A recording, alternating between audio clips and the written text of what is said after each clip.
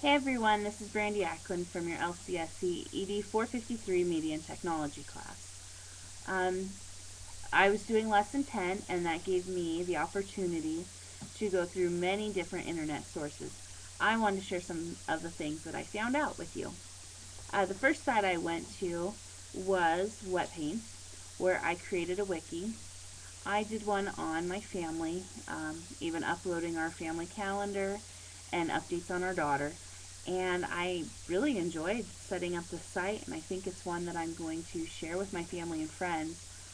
I love the fact that not only can I do my own pages and add events to the calendar, but my family and friends can also do the same thing.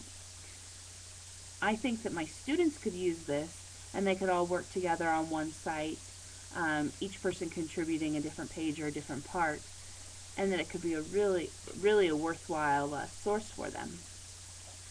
I really love the fact that it has privacy settings so that when I am working with my students, I can decide who will be able to actually edit the pages or even leave discussion postings.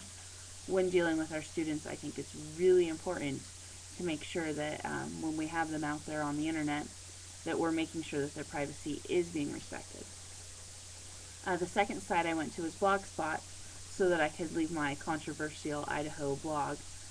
Um, it actually led me to blogger.com where I set up my blogger site.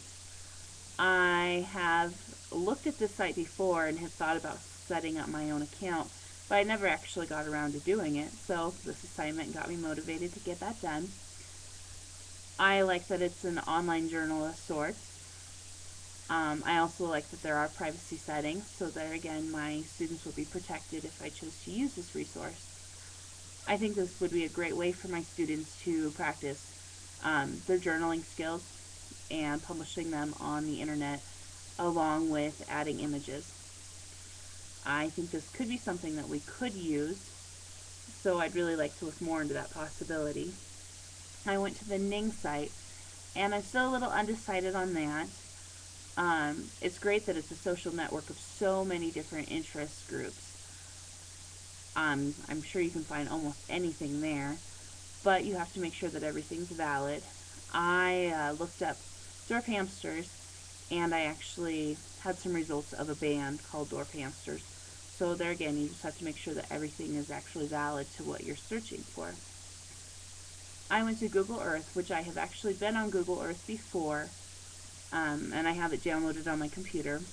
But when I bring up my own home, the images haven't been updated since August of 2005. Things are still a little bit fuzzy on the version that I have, so I'm not actually able to get up really close and see my house. But I think in the classroom, Google Earth would be great. You could show your students the places that you're talking about that they probably won't have an opportunity to really see. Um, you can also use the driving directions, which is kind of fun to see everything as you're going along on your route of travel. I think that it's a great resource to utilize, and I know it's one that teachers in our district use right now to help illustrate some points and make things a little bit more concrete for their students. I've never posted on YouTube. This is new. I think this is probably my fourth time of trying to make this video, and it hasn't quite worked out any of the previous times, so wish me luck that this works. I think YouTube would be great just for having the kids be able to sit in front of a camera and present themselves, but with the firewalls and filters at schools put on their internet. I know that my district, we're not allowed to use YouTube at all. So I guess my eyes were open to quite a few resources that I could use with my students, and I can't wait to put some of them into practice. Thank you.